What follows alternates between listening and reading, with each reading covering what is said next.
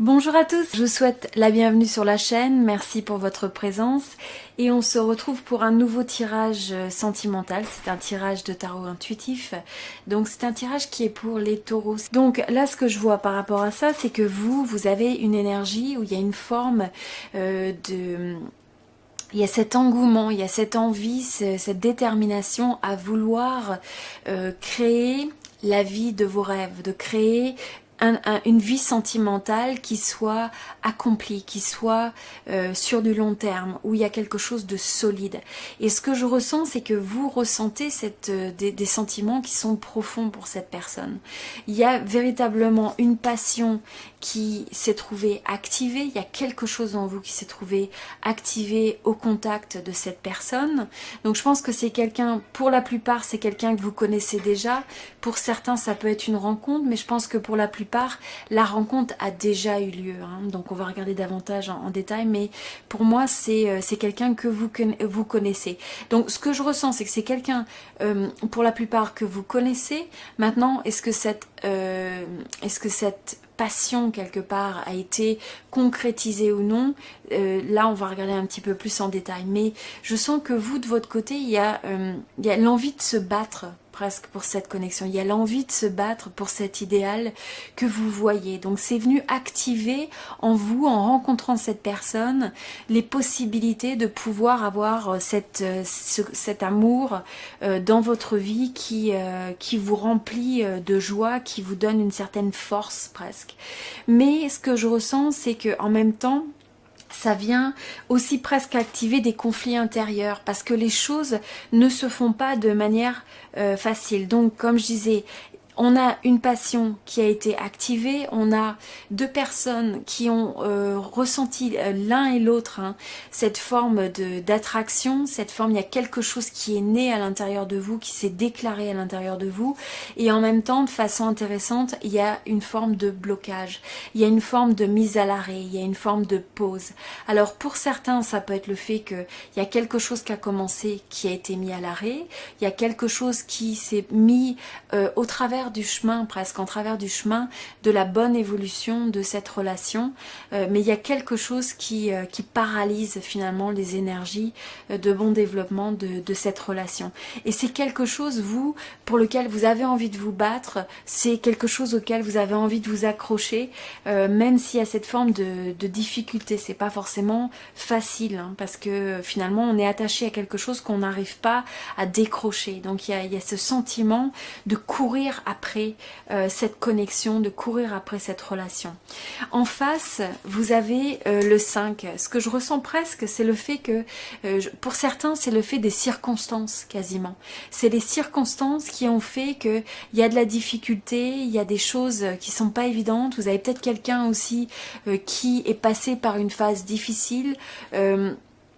Et donc quelque part, je sens que vous avez envie de vous battre pour cette relation, pour cette personne, mais en face, vous avez des circonstances qui se sont accumulées et qui ont semblé presque être inopportune. Donc quelque part ça n'a pas soutenu la connexion comme vous auriez aimé, et donc à cause de ça, parce qu'il manque certains éléments, ça vous laisse dans le froid, ça vous donne un sentiment d'avoir que cette connexion a été abandonnée, ou que cette connexion n'est pas capable de se développer, et donc ça meurt dans l'œuf dans une certaine manière, alors que le potentiel est là. Le potentiel, c'est le 10 de denier.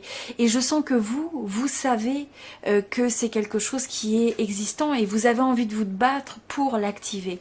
En face, vous avez quelqu'un qui, je me demande, peut avoir baissé les bras ou avoir perdu l'espoir. Et donc, face à certaines difficultés peut-être dans la manière de pouvoir... j'ai envie de dire, de pouvoir poursuivre cette connexion, ou peut-être dans une forme de peut-être un peu d'échec d'un début qui a échoué.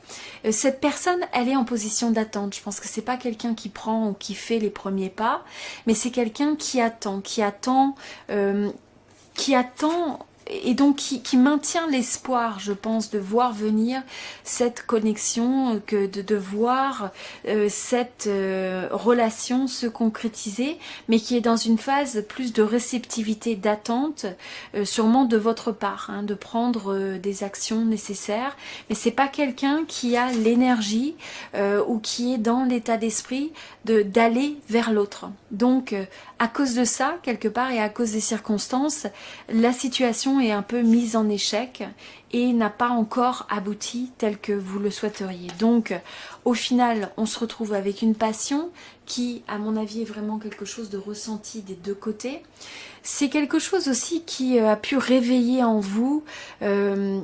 ça a réveillé quelque chose en vous, hein. Ça vous a redonné des envies, ça vous a redonné des ailes, et c'est comme une flamme, c'est comme un feu qui, maintenant qu'il est activé, ben c'est très difficile de le laisser à l'arrêt, parce que même dans la pause, même à l'arrêt, ça reste sans arrêt présent dans votre esprit et dans l'esprit de l'autre.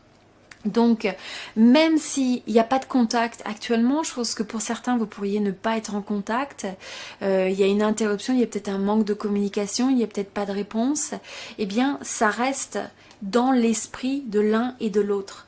Mais je pense que chacun essaye aussi de voir comment peut-être apporter une nouvelle perspective à ça, comment les choses pourraient marcher. Mais j'ai l'impression que finalement, les deux personnes sont beaucoup dans leur tête, dans cette recherche de solutions, et pas franchement dans l'action. Donc on est dans une phase où les choses sont latentes, il y a un potentiel, il y a eu des blocages, il y a une pause, il y a un arrêt, il y a peut-être un manque de contact, il y a l'interruption des contacts, l'absence de communication.